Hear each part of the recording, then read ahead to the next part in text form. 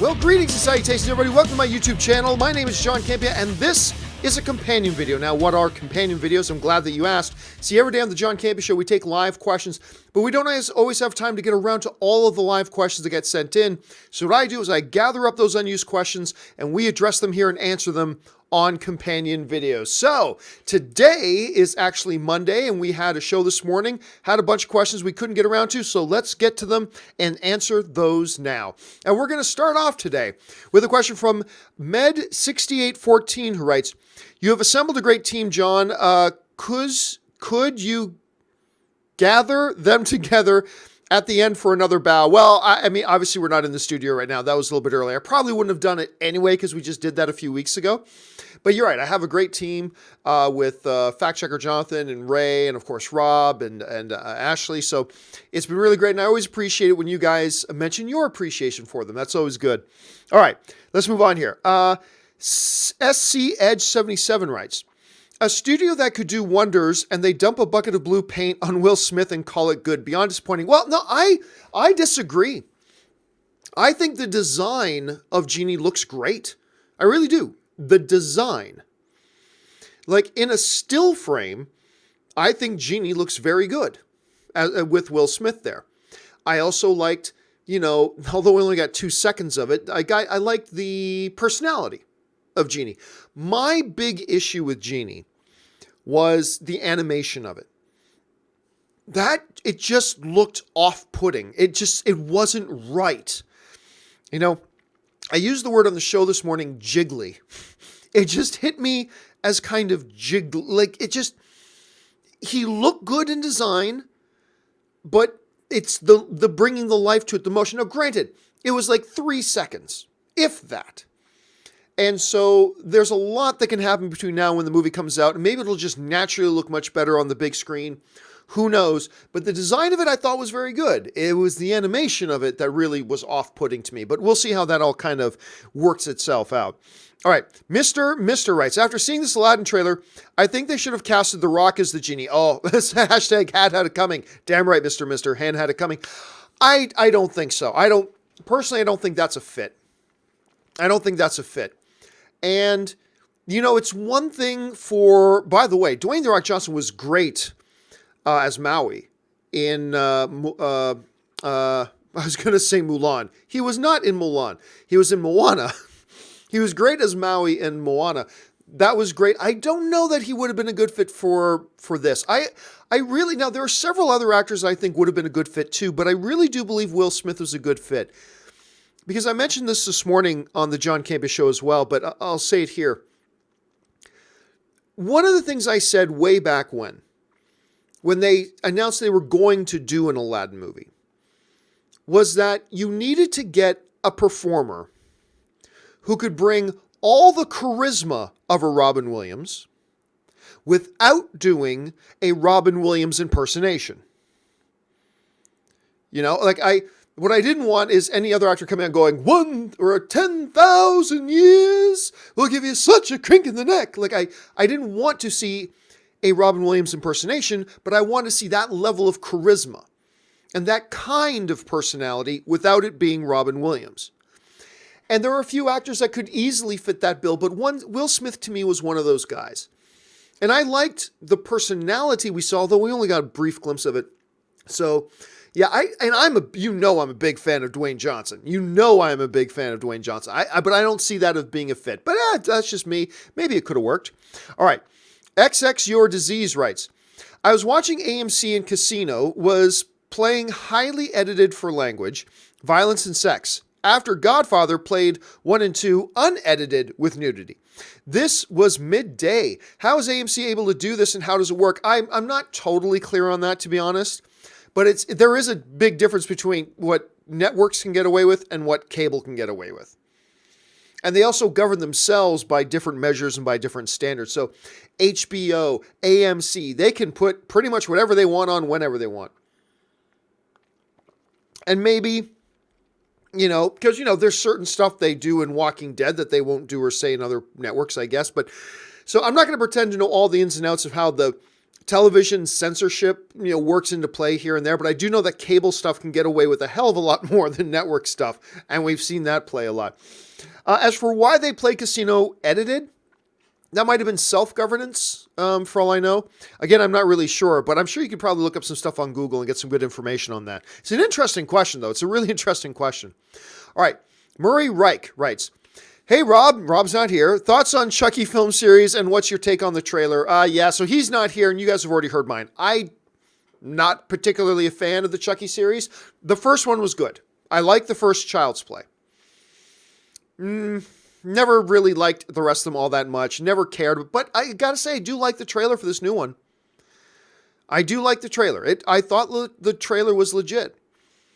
Now, I know there are people who are not happy with the fact that they're going with, the doll's not becoming possessed. Okay, they're changing that. You want to change something if you're rebooting it. I'll give it the benefit of the doubt till I see it. Let's see, maybe this whole AI gone crazy thing will be stupid as hell. Or maybe it'll be the greatest thing ever and it'll be the greatest Child's Play movie ever. Really hard to say at this point. But yeah, sorry about that. I know you wanted Rob's thoughts because you heard mine already, but we'll probably hear Rob get around to that at some point. All right, Sky Amazing Guy writes, do you think live action Toy Story will ever happen? And would it work? Well, let's put it this way. Right now, Disney is really on a big kick right now of doing quote-unquote live action. And make no mistake, The Lion King is not live action. That's a fully animated movie. But it just looks like it's live action. A Toy Story movie would kind of be the same, right? I mean, it would basically be all CG animation. With the possible exception, like a Lego movie, a few moments of Andy, and a few moments of Andy's mom, and a few moments of Andy's baby sister. That would be in there, but for the most part, it would just be a CGI movie anyway. The other difference between, for instance, a Lion King and a Toy Story is that, Toy Story's still going. So you want to put, Lion King has got decades between when the original animation came out and when they're doing a quote-unquote live action, and it's not live action, when they're doing that, and that's one thing. Right, we're about to get Toy Story 4. Could it ever happen? Well, that's the funny thing, Sky Guy, with the word ever. Anything can happen ever. If you're going to say ever, yeah, maybe in 50 years, maybe in 100 years, maybe in 2 years. I mean, it all depends. Do I see a quote-unquote live-action Toy Story movie happening anytime within the next 5 years? No, it's too close to the ongoing Toy Story stuff. But in 10 years? Yeah, maybe. 15, 20? Possible, sure. It's whenever you say the word ever could happen. But for sure, Disney seems to like doing that, and I just don't see it happening anytime soon, though, because it is an ongoing franchise. All right, Mark C. writes, John, you must watch The Expanse, and sorry, Discovery is not real Star Trek. Oh, Discovery is real Star Trek, make no mistake. And it's fantastic Star Trek. I watched, it's funny because I did the John Campus show this morning with Rob, and Rob had mentioned that the 4th episode of season 2 had come out and I had not seen it. So I came home in time to make myself lunch, and while I was eating lunch, I popped on the 4th episode. Fabulous episode. One of the most, in the spirit of the original Star Trek episodes ever. I loved it. This series gets better and better to me. I love this series, and it breaks my heart. Well, I'm not surprised that Rob doesn't like it. It breaks my heart that he doesn't like it. But I think it's fantastic. I really do. I find myself looking forward every week to the next episode dropping. So that's just where I'm at. As far as The Expanse, I know everybody is telling me I need to try The Expanse. Rob tells me it's great. I'm having you guys constantly writing to me and telling me that it's great. I will get on The Expanse. I will. Somebody do me a favor. I don't even know where it plays. Can somebody tweet me? Just tell me where I find The Expanse. Like, is it on Hulu? Is it on Netflix? Is it on Stars? Is it on Ames? Is it on Sci-Fi? I just don't know where it is. Can somebody tweet me and tell me where that is? All right. Or just jump in the comments section below and let me know where it is. Let's see. Prady Iyer writes, where did Prady go? There he is. Prady Iyer writes, what if Aladdin bombs? What if it's a big hit? What if it's Oscar worthy? What if, okay, yeah, so what Prady is, I finally said something because this has been happening for a while. People write in and ask, John, what if, and they say something, but that's not a question. Hey, John, what if Batman appears in the Flash movie? And it's like, and what's the question? You know, a question is, what if Batman appears in a Flash movie? Do you think that would throw off the DCEU? That's a question. What if Batman appears in a Flash movie? Does that increase the chances that the movie could be a hit? That's a question. But just asking, what if Batman appears in the Flash movie? I'm often just like, and I actually gave one of the viewers a little bit of a hard time. It was all in fun, but I gave one of the viewers a little bit of a hard time the other day because it's like, what are you asking? Because I can't remember the exact question, but it wasn't even a question. It's, John, what if such, such, such? What if? So anyway, Brady is just doing a little bit of a play on that. So very clever, Brady, very clever. All right. Orange Hand writes, Saban said they could do 6 or 7. Big difference. Oh, no, Orange Hand. I very specifically remember he may have said they could in one interview, but I very specifically read, I remember we did a story about this because I think I was still at AMC. But anyway, I very specifically remember the story, him saying, our plans are to do 7 films. Of course, we're talking about Power Rangers. And then the first one came out and totally flopped. So there that went. So we weren't even going to get a sequel, let alone anything else. It will be interesting to see if Hasbro does move forward and do one. Like, again, it needs to be emphasized. There are some people reporting that a new Power Rangers movie is in the works. That's not true. All that has happened is that the Hasbro CEO, Hasbro now owns the rights to Power Rangers. The Hasbro CEO simply said he had a conversation with the people at Paramount about it. That doesn't mean it's in development. That doesn't mean it's in the works. It could happen, though. It will be interesting to see if they move in that direction, though. I am curious to see if they do. All right. Clement Asante writes, love your show, man. Thank you so much, Clement. Been watching since the Infinity War 8-hour spoiler review. That was a long one. Thought I'd send in my first super chat. Keep up the filthy. Well, thank you so much, Clement. Thanks for being a viewer for that long, and thank you for supporting the channel and being a part of the film fan community. So thank you so much for taking the time to do that, dude. All right. Corey Skibba writes, Marvel is coming out with The Offenders on Hulu featuring Howard the Duck, Dazzler and Tigra, and MODOK and Hitmonkey. Shows teaming up. Yeah, for those, I don't know all the details yet, but I just was reading the headlines once I got home that they are moving forward with animated shows on Hulu, because obviously Disney is separating themselves from Netflix, and they are now a majority owner of Hulu, with their shares now combining with Fox's shares. So they kind of have a controlling interest in Hulu now. But anyway, they're going to be doing 4 animated shows, Dazzler and Tigra, MODOK, Hitmonkey, Howard the Duck, and then they're going to merge them all together for not the Defenders, but the Offenders. By the way, I believe Patton Oswalt is doing MODOK, which is pretty awesome. Kevin Smith is he's going to be one of the executive producers and writers for Howard the Duck. That's intriguing. So it's going to be interesting to see what they do with that. I'll be honest with you. Could be the dumbest thing ever. And I half suspect it will be the stupidest thing ever. But when you got guys like Patton Oswalt and Kevin Smith involved, I mean, there's a chance in there that it could be something pretty special. So I'm going to be curious to see how that unravels. And it ain't going to come anytime soon. I mean, the earliest that'll probably happen is 2020, but it'll be interesting to see what happens. All right. Sliven89 writes, now that Stan is gone, Deadpool should take over for the cameo, and every time he shows up, it has to do with his movie. Well, no. You're probably joking anyway, but no, Deadpool should not be the new cameo for Stan Lee. Only Stan Lee should be the cameo for Stan Lee. And by the way, much like we did in Spider-Man Into the Spider-Verse, I fully expect that we are going to get our Stan Lee cameo in Captain Marvel, and we're going to get our Stan Lee cameo, I believe, in Avengers Endgame, and I believe we're going to get our Stan Lee cameo in Far From Home. I mean, I'm pretty sure he had shot all of his cameos up till that point. So I remember the first one that we saw after the passing of Stan was in Spider-Man in the Spider-Verse. It's wonderful. It's great. And then they have that great quote from Stan Lee at the end. Oh, so good.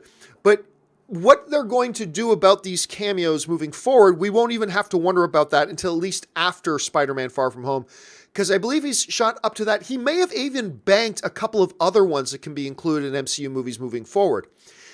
But once they do run out of the cameos they already have filmed and banked, I suspect you will still always get a Stan Lee cameo, but it won't be the person. It'll be the poster in the background, or Stan is on TV, an old clip of Stan Lee on TV that somebody's watching in the background. Or I believe they will still, and nobody's told me this, I have no insider knowledge of this or anything, but that's what I think they're going to do. I think they will continue the tradition of a Stan Lee cameo. They'll just obviously be different now moving forward.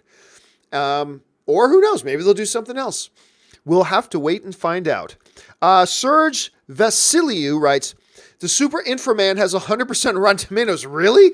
I mean, I've heard of the Super Inframan before because Rob has mentioned it, and then he showed me a picture of it. I really don't know much about Super Inframan other than hearing about it. But really? It has 100% on Rotten Tomatoes? Hold on a second.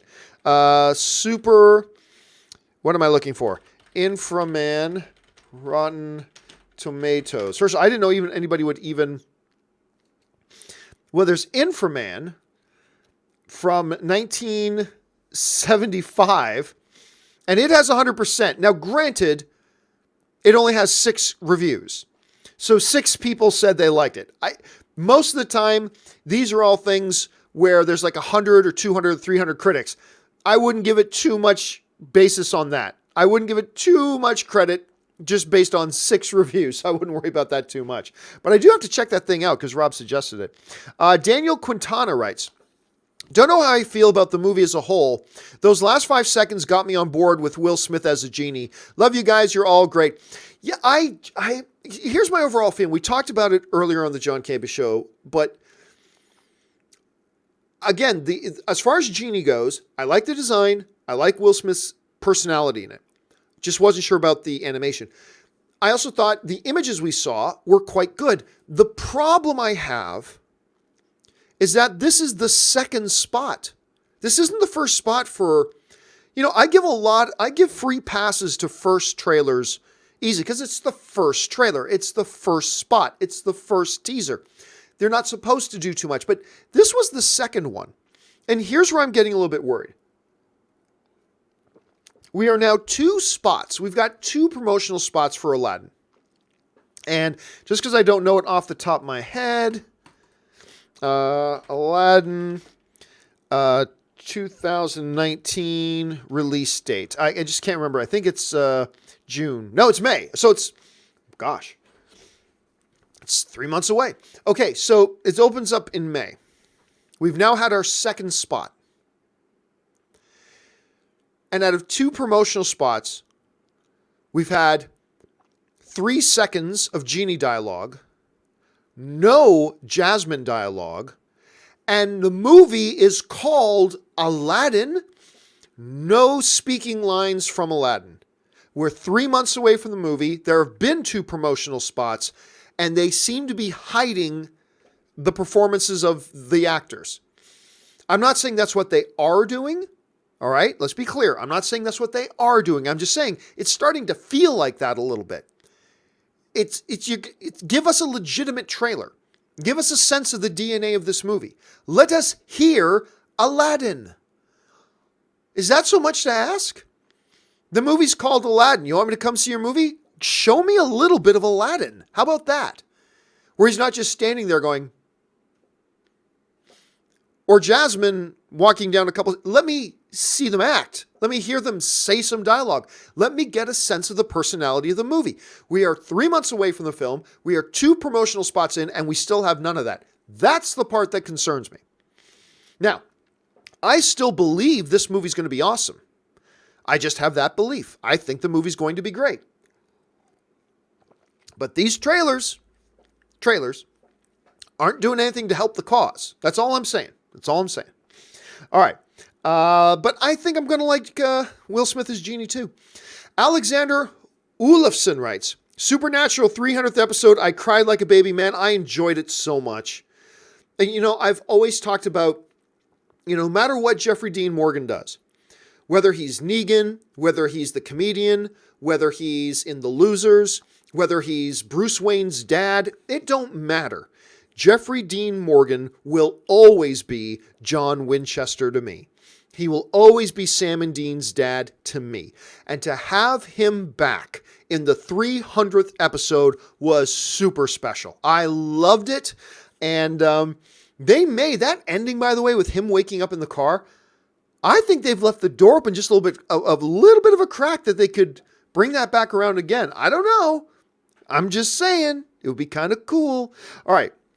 Arun Bab Uraj writes, "Hey John, Star-Lord says a Kree girl tried to rip his thorax in Guardians of the Galaxy 1 when he cheated. Could that be Captain? No. Could that be Captain Marvel? Wouldn't it be really funny? No. It's not Captain Marvel. First of all, he said a Kree girl. Well, there are billions of Kree. So, no, I don't think it's Captain Marvel. Would it be funny? I don't even know if that would be funny. I don't think it'll fit in with the character that she would have hooked up with him. That doesn't... Then again, I haven't seen Captain Marvel yet, but from what the sense we're getting from her, it doesn't seem like that character would hook up with a Star-Lord. Plus, she's not really Kree. And she totally looks human. So, I don't think that's a possibility. To be honest. Would it be funny? It could be funny, but that would also be completely inconsistent with the character. But whatever. Funny, maybe. I just don't think it would be a good idea. And I don't think that's what they're doing, to be honest. All right. Frank Van Wardhuizen. Anyway, I'm sure I'm butchering your name, Frank. Apologies.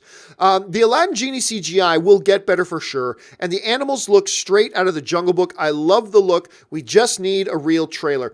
Completely agree. Like, as that tiger was coming down the steps with Jasmine, that looked awesome. Carpet looked perfect. The whole parade of Prince Ali coming into town, I thought that looked wonderful. There were things to like about the trailer, except that it didn't do the job of a trailer. You know what I'm saying? So I hope you're right, Frank. I do hope that this is a case of the CGI will look much better once it's projected in the way it's meant to be seen on a big screen. And maybe, because I've seen that happen a lot. You and I have all seen that a lot. We've seen that happen many, many times. So here's hoping that's the case. But full agreement with you, Frank. We need a legitimate trailer. And I wouldn't be saying that so enthusiastically if it wasn't for the fact that, yeah, we are about 3 months out now, and you've already put out 2 spots. Like, if they hadn't put out anything yet, I wouldn't be worried. But you've already put out 2 spots. Not a single line from Jasmine, not a single line from Aladdin, the guy the movie is named after, and 1 3-second bit from the genie after 2 spots. Need a real trailer. Anyway, Matthew Fisher writes, best Metallica album, I say, and Justice for Han. So there's a Metallica album called And Justice for All. I was going to say Master of Puppets, but it was I think it was the self-titled album, Metallica, that I had Enter Sandman, right? I think that was like 1990.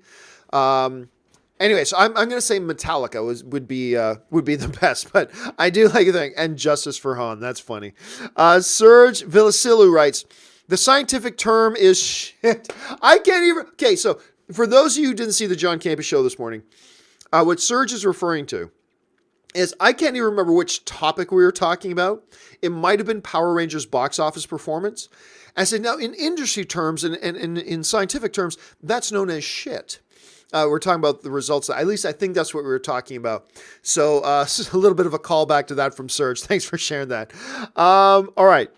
Miso Spicy Larry writes, do you think Streaky the Cat will job Crypto? Okay, for those of you who don't know what Miso is talking about, they recently announced that DC is releasing, they've got a release date and everything, an animated movie called Super Pets that is going to be based on Crypto, Superman's dog, Streaky the Cat, who I believe is Supergirl's cat, and I can't remember Was it the Bat Hound? No, it wasn't. I can't remember who the third one was. It might be the Bat Hound. Anyway, 3 pets that are associated with Justice League superheroes. And no, I do not believe Streaky the cat will job to Crypto. Will job Crypto. No, I don't think that's what's going to happen. Despite the fact that that's what they do in the CW show, I do not believe they will do that to the pets. Although I will say this, if they are gutsy enough to make a joke about how they job Superman to Supergirl in the CW show, if they have the balls to make a joke about that in Super Pets, I will find that hilarious. I will totally find that and very gutsy. All right. Nosferatu writes, are you suggesting that... that's from Monty Python Quest for the Holy Grail. Are you suggesting that coconuts migrate? You don't have the horse. You have coconuts that you're banging together. So, one of the funniest films ever made. It is so weird. That's the thing. People don't often talk about Quest for the Holy Grail in terms of just how outrageously weird the movie is. The movie is weird. But that's one of the best conversations. The shrubbery conversation is also great. The conversation between Arthur and one of the peasants talking about supreme executive power. It's one of the best conversations in that movie. It's fabulous. If you haven't seen it, and I'm surprised how many of you still haven't seen Monty Python and Quest for the Holy Grail. Go and watch it. You'll never look at rabbits the same again. All right. Javier Belmer writes, regarding the Lego 2 discussion, I have another theory. That they made 2 spin-offs, both released in 2017. Before a sequel, people just lost interest. See, the problem with that theory, though, Javier, is that you saw the drop-off happening with those films. And the other problem is Batman. Some people prefer the Lego Batman movie over the first Batman movie. And a lot of people like myself think it was just as good. Like, it was just high quality. You know, they put out 6 superhero movies last year. I mean, so for that particular theory to carry weight, then you'd have to be able to say, well, 6 superhero movies came out last year. Did people lose interest? No. Why? Because the movies maintained they were really good. The Lego Batman movie was fantastic. The Lego Ninjago movie wasn't fantastic, but I'll tell you what, I didn't even think they should make a Ninjago movie, but it was pretty good. But each one of them had significant drop-offs in the box office. Now here we are in 2019. They're doing a sequel to a beloved movie and nothing. So, I mean, I don't have an answer. I just don't think the answer is, well, because they did sequels and people got tired of it. Well, yeah, but they were high quality and they put out 6 superhero movies last year and people didn't tire of that.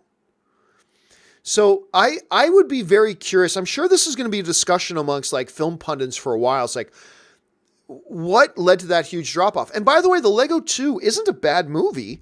It's nowhere near as good as the first. So hold on a second. Lego Movie 2 Rotten. I have no idea what the critic score on it is, but it's got 85. It's good. It's good. It's a good movie. Nowhere near as good as the first, but a good movie nonetheless. I like I said, I just think we're going to be discussing this for a while, kind of analyzing. This is one of the reasons why I find the box office fascinating. What led to that extreme drop-off? That Lego Movie 2 made less than half of what Lego Movie 1 made in its opening weekend. I'm fascinated by that. So, hey, we'll have to wait and see. Okay, let's see. Louis Dudash writes, just watched Ready Player One. Oh, love that movie. Ready Player One last night. And that Shining scene, oh yeah, was freaking amazing. A bitching movie overall. Ready Player One is great. But easily, Lewis, the best part of that movie was the Shining scene.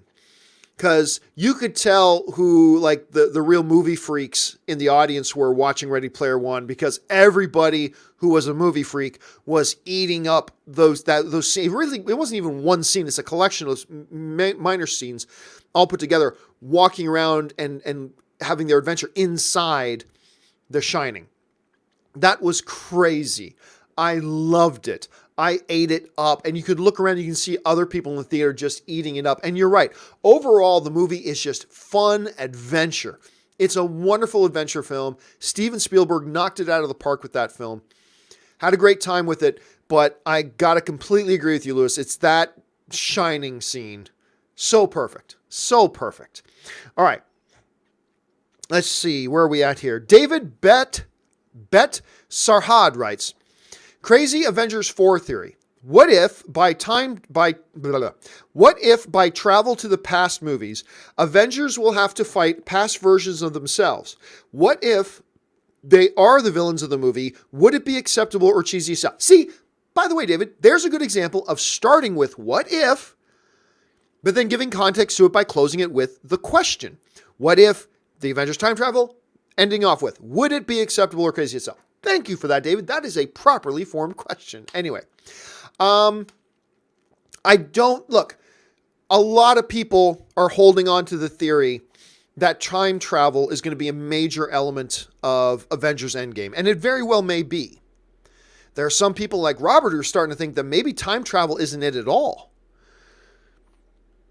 But regardless, whether time travel is part of it or not, I do not see them fighting themselves. And that they themselves are the enemy of the... I don't know. Look, any theory can be taken by really skilled filmmakers, like the Russo brothers, like Kevin Feige, and turn it into something really compelling. This is an example of that. It can be turned into that, but on its surface, it feels cheesy to me.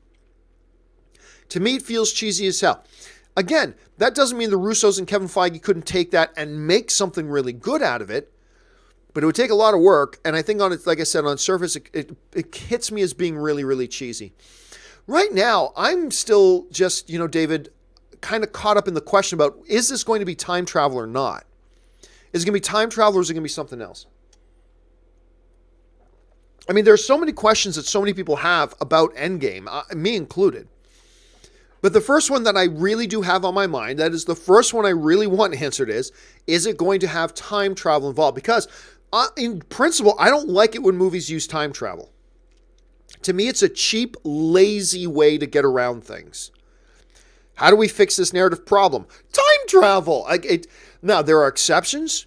Star Trek IV, The Voyage Home, Back to the Future.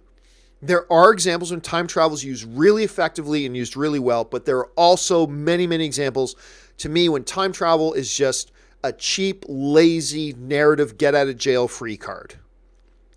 Oh no, Thanos won! He snapped the universe! How do we fix it? Time travel! To me, it's a cheap, lazy man's device used as a get-out-of-jail-free card to fix a narrative problem.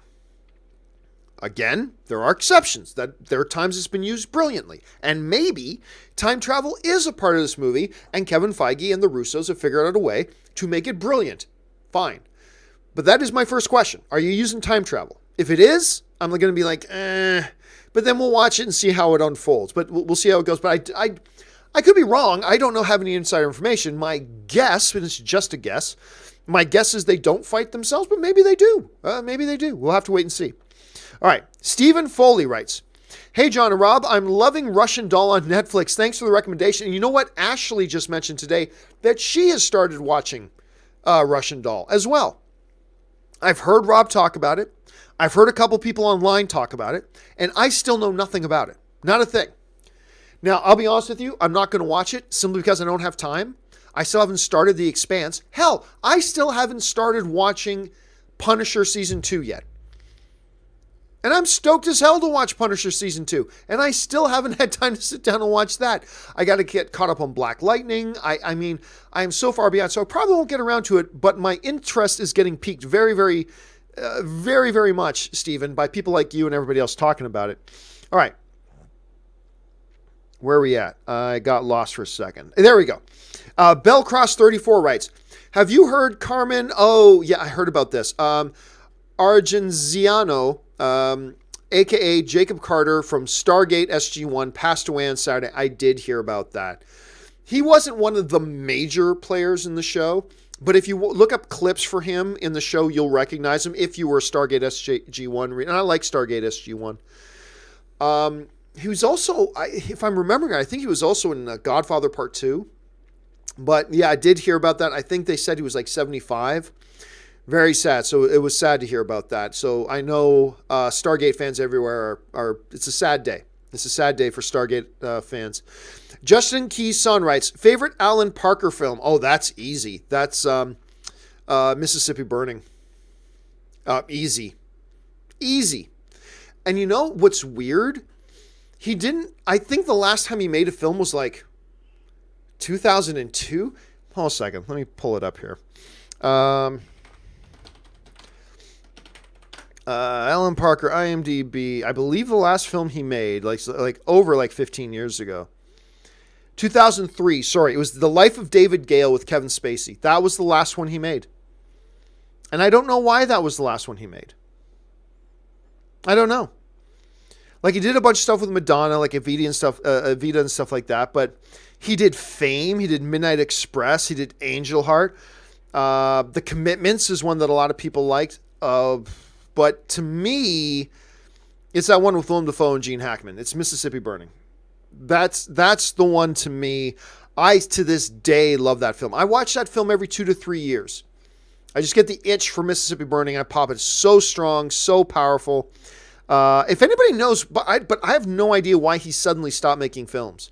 Like, I don't know if an illness or just retired. I have no idea. But why was The Life of David Gale his last film? I have no idea. I would love to hear that from somebody. Let's see. Anthony Morales writes, Supernatural renewed for season 15. I know, right? Wow, love this show. Glad the ride is not over yet. Dude, I will watch Supernatural for the rest of my life if they keep going.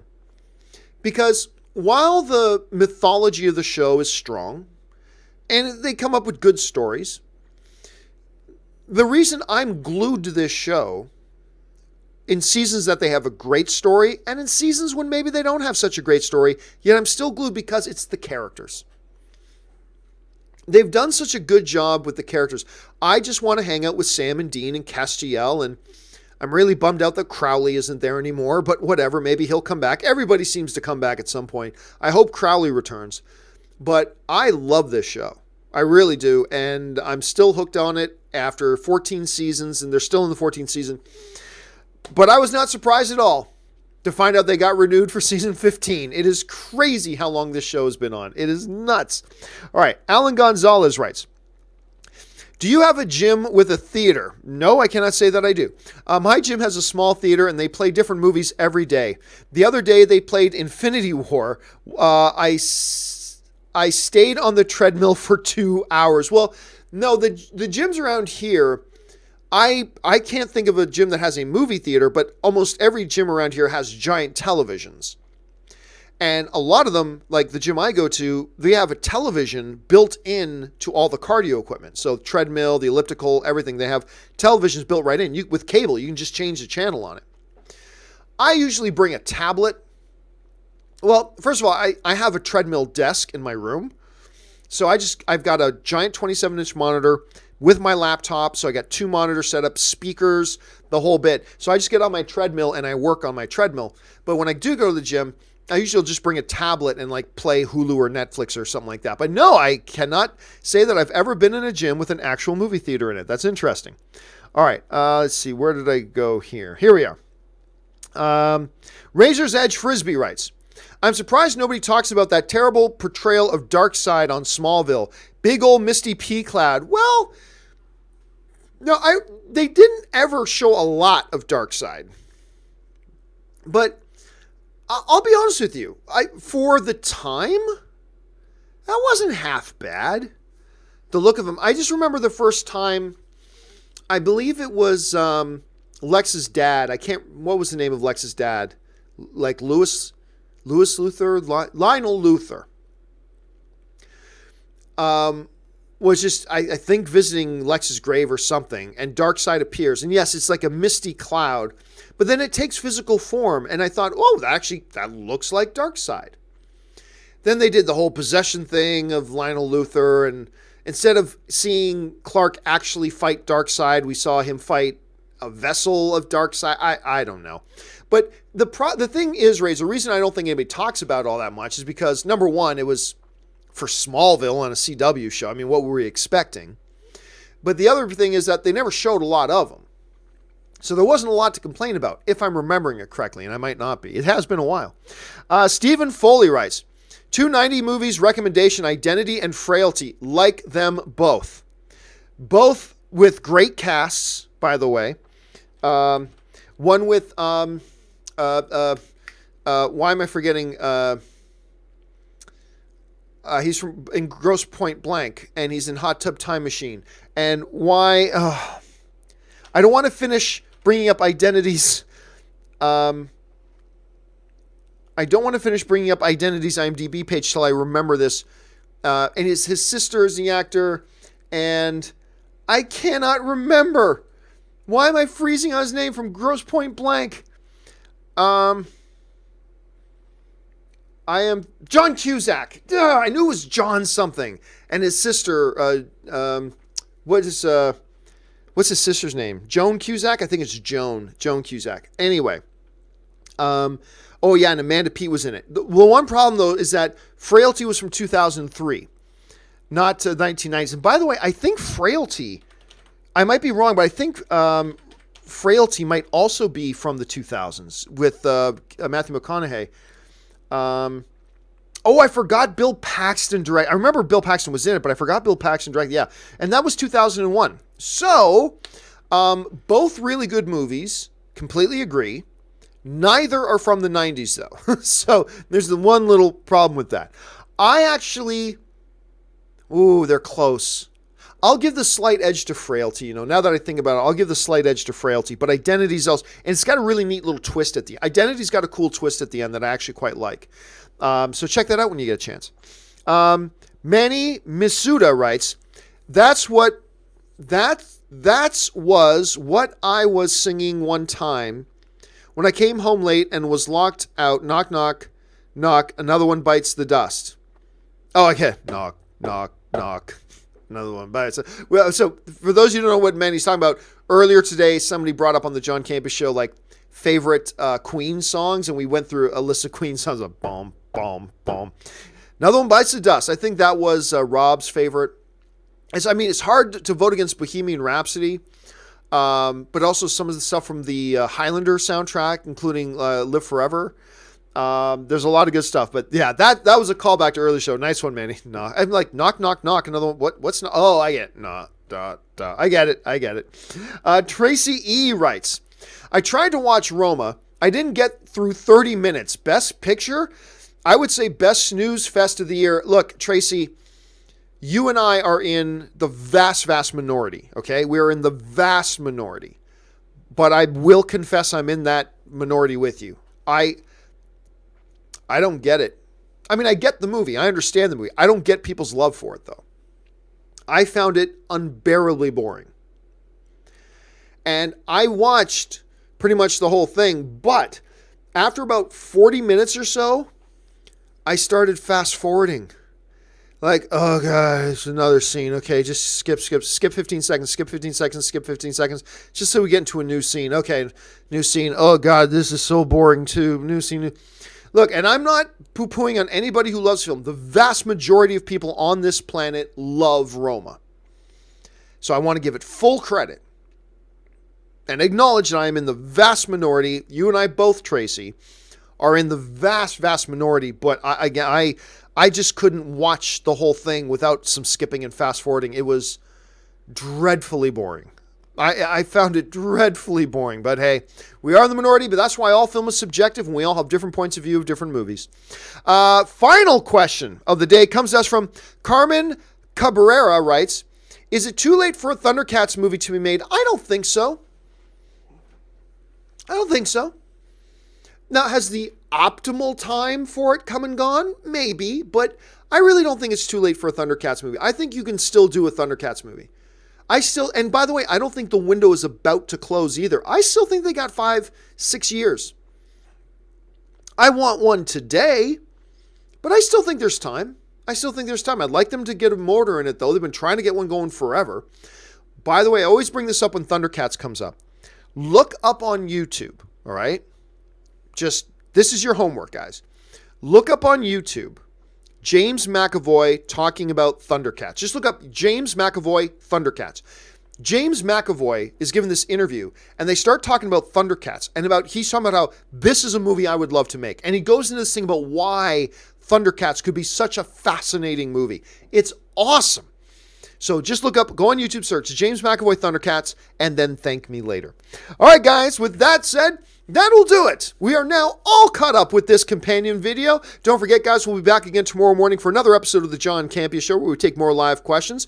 Make sure you guys join us there. And by the way, guys, maybe you are not Patreon supporters. Do me a favor, if you're not, go on over for a second, check out www.patreon.com/JohnCampea. Find out what it means to be a Patreon supporter, how being a Patreon supporter keeps these shows on the air, and the little extra perks there are to being Patreon supporters, like audio-only versions of the podcasts and the exclusive Facebook group and the exclusive Best of the Week podcast that we do. Go check that out, and maybe you'll want to become a Patreon supporter too. If you do, awesome. And if not, perfectly fine. I'm just happy and grateful that you're here being a film fan with us. All right, guys, that'll do it for me. Thanks a lot for joining me on this companion video. My name's John Campea, and until the next video, bye-bye.